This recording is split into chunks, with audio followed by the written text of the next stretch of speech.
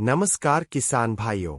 क्या आपके खेत में भी ऐसा हो रहा है कि पौधा बिल्कुल हरा भरा है, पत्तियां मोटी और चमकदार दिख रही है, खेत देखकर मन खुश हो जाता है और ऊपर से फूल भी भरपूर आ रहे हैं।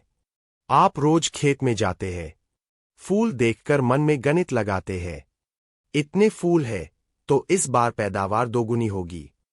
लेकिन कुछ ही दिनों बाद तस्वीर बदलने लगती है, फूल सूखकर झड़ने लगते हैं, जो छोटे छोटे फल बने थे वो पीले होकर गिर जाते हैं। कई बार तो सुबह खेत में जाते हैं और नीचे गिरे हुए फल देखकर दिल बैठ जाता है और धीरे धीरे आपको समझ आता है इस बार उत्पादन उम्मीद से आधा रह जाएगा। सबसे बड़ी उलझन क्या होती है? आपने खाद भी डाली, स्प्रे भी किया, सिंचाई भी समय पर की, फिर भी फूल और फल क्यों नहीं टिक रहे? यही वो सवाल है जो हर किसान के मन में चलता है। सच्चाई यह है कि फूल और फल गिरना सिर्फ एक ऊपर से दिखने वाली समस्या नहीं है, यह पौधे के अंदर चल रही एक ऊर्जा और हार्मोन की लड़ाई का नतीजा है। जब पौधे को लगता है कि उसके पास इतनी ताकत नहीं है कि वह सभी फलों को बड़ा कर सके, तो वह खुद फैसला लेता है, कुछ फूल और फल गिरा दो ताकि बाकी को बचाया जा सके। इसे ही वैज्ञानिक भाषा में कहते हैं फ्रूट शेडिंग या फ्लावर ड्रॉप। लेकिन ध्यान देने वाली बात यह है, हर फूल का गिरना प्राकृतिक नहीं होता। अगर 20-25% फूल गिरे तो सामान्य है, लेकिन अगर 40-50% गिर रहे हैं तो समझ लीजिए पौधा तनाव में है। कई बार पौधा बाहर से स्वस्थ दिखता है लेकिन अंदर से कमजोर होता है, और यही कारण है कि किसान को समस्या तब समझ आती है जब नुकसान हो चुका होता है। अगर सही समय पर सही कारण पकड़ लिया जाए तो 70 से 90% तक फूल और फल गिरना रोका जा सकता है। आज के इस वीडियो में हम सिर्फ दवा नहीं बताएंगे, हम पूरी जड़ समझेंगे। पौधा फल को क्यों गिराता है, कौन सा पोषक तत्व जिम्मेदार है, कौन सा हार्मोन काम करता है, कब स्प्रे करें, कितना स्प्रे करें और क्या गलती बिल्कुल नहीं करनी चाहिए। वीडियो पूरा देखिए, क्योंकि फूल गिरना किस्मत नहीं, सही मैनेजमेंट का खेल है। पौधा कभी भी बिना कारण फल नहीं गिराता। जब उसे लगता है कि उसके पास इतनी ताकत, एनर्जी और पोषण नहीं है कि वह सभी फलों को बड़ा कर सके, तो वह अपने आप कुछ फल गिरा देता है। इसे विज्ञान की भाषा में कहते हैं सोर्स सिंक इम्बैलेंस। मतलब सोर्स का काम करती है, पत्तियां भोजन बना रही है, और सिंक का काम करती है, फल उस भोजन को खींच रहे हैं।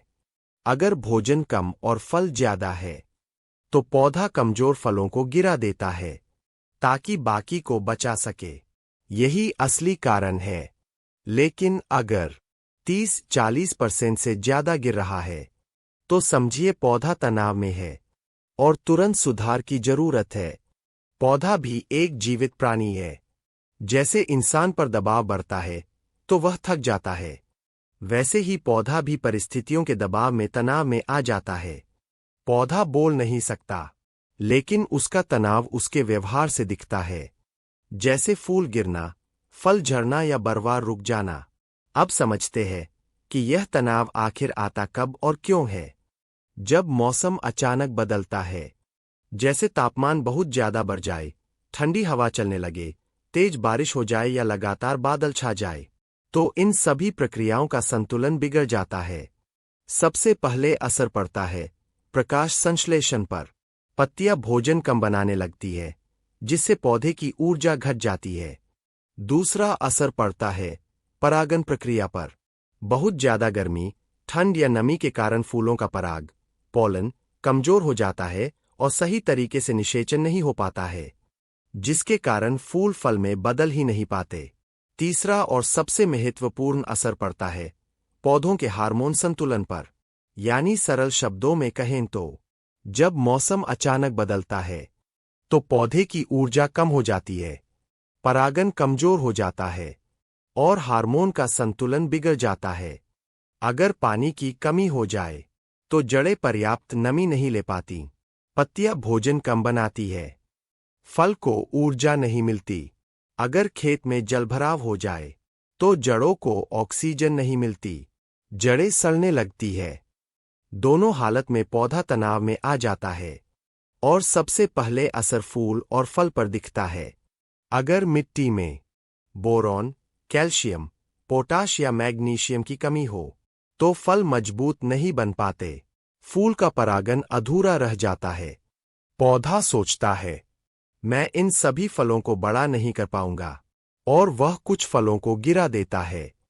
तनाव की स्थिति में पौधे के अंदर एब्सिसिक एसिड अबा बढ़ जाता है। यह वही हार्मोन है जो फल के डंठल को कमजोर करता है। उधर ऑक्सिन कम हो जाता है जो फल को पकड़े रखता है। जैसे ही यह संतुलन बिगड़ता है, फल गिरना शुरू हो जाता है। कई बार पौधा ऊपर से हरा दिखता है, लेकिन थ्रिप्स, माइट या सफेद मक्खी फूल का रस चूस रहे होते हैं। फूल अंदर से कमजोर हो जाता है और गिर जाता है। तो अब तक हमने समझ लिया कि मौसम की गड़बड़ी, पोषण की कमी, हार्मोन असंतुलन या पानी के तनाव के कारण पौधे में फूल और फल झड़ने लगते हैं। लेकिन अब सबसे महत्वपूर्ण सवाल यह है, इस समस्या को रोका कैसे जाए? यानी अगर खेत में फूल और छोटे फल गिर रहे हैं तो किसान को क्या करना चाहिए? कौन सा स्प्रे करना चाहिए और कौन सी गलती बिल्कुल नहीं करनी चाहिए? अब हम इसी का पूरा और प्रैक्टिकल समाधान समझते हैं।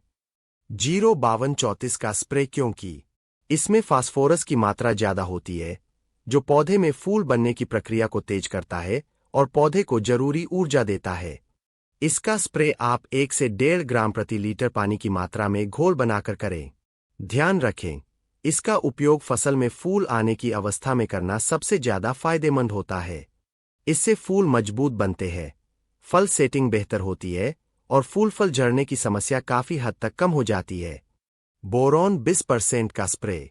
बोरॉन एक महत्वपूर्ण सूक्ष्म पोषक तत्व है जो पौधे में परागन की प्रक्रिया को मजबूत करता है और फूल को फल में बदलने में मदद करता है। इसका स्प्रे आप 1 ग्राम प्रति लीटर पानी में घोलकर कर सकते हैं। कैल्शियम नाइट्रेट सबसे जरूरी स्प्रे। कैल्शियम पौधे की कोशिकाओं को मजबूत बनाता है और फल के डंठल को मजबूती देता है, जिससे फल पौधे से अच्छी तरह जुड़ा रहता है। इसका स्प्रे आप 1.5 से 2 ग्राम प्रति लीटर पानी में घोलकर कर सकते हैं।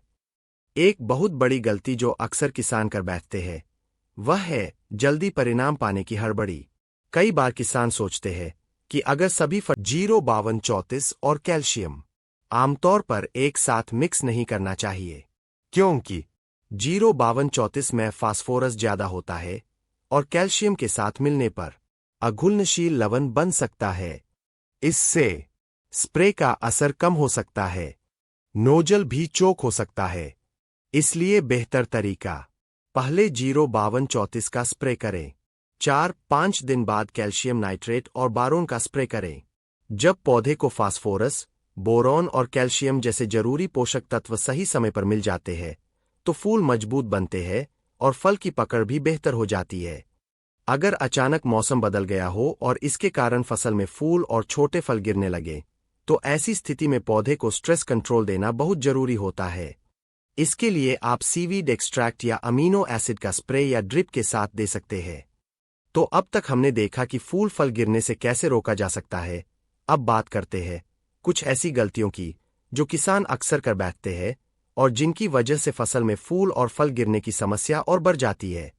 कई बार किसान सोचते हैं कि अगर दवा या उर्वरक ज्यादा मात्रा में डाल दिया जाए तो पौधे को ज्यादा फायदा होगा, लेकिन असल में इसका उल्टा असर होता है।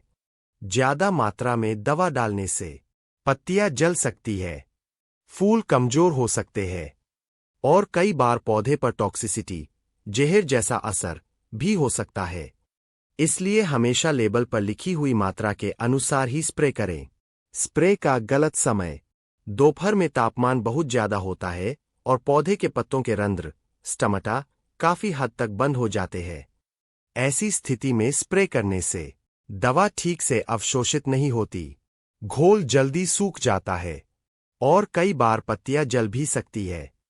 इसलिए स्प्रे करने का सही समय है सुबह या शाम में ही स्प्रे करें। कई दवाइयाँ एक साथ मिलाना।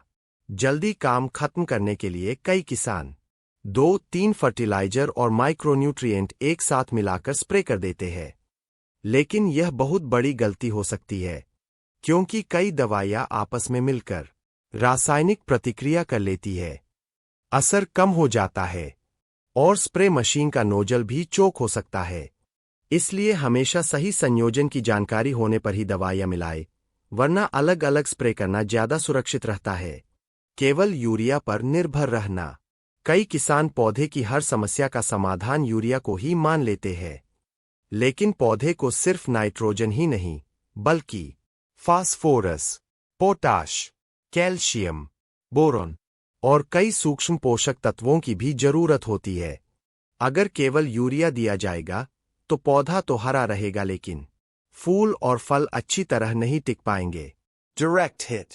इसलिए हमेशा याद रखें, सही मात्रा, सही समय और संतुलित पोषण ही अच्छी पैदावार की कुंजी है। तो किसान भाइयों, आज हमने विस्तार से समझा कि पौधों में फूल और फल झड़ने की समस्या आखिर क्यों होती है और इसे रोकने के लिए हमें पोषण, मौसम और स्प्रे प्रबंधन पर किस तरह ध्यान देना चाहिए। अगर आप सही समय पर संतुलित पोषण दें, सही मात्रा में स्प्रे करें और पौधे को तनाव से बचाएं, तो फूल और छोटे फलों का झड़ना काफी हद तक रोका जा सकता है और फसल का उत्पादन भी बेहतर मिल सकता है। उम्मीद है आज की यह जानकारी आपके खेत और आपकी फसल के लिए जरूर उपयोगी साबित होगी। अगर आपको यह वीडियो अच्छा लगा हो तो वीडियो को लाइक जरूर करें और ऐसे ही खेती से जुड़ी वैज्ञानिक और काम की जानकारी पाने के लिए हमारे चैनल को सब्सक्राइब करके बेल आइकन जरूर दबाएं और कमेंट में जरूर बताइए आपकी कौन सी फसल में फूल या फल झड़ने की समस्या आ रही है।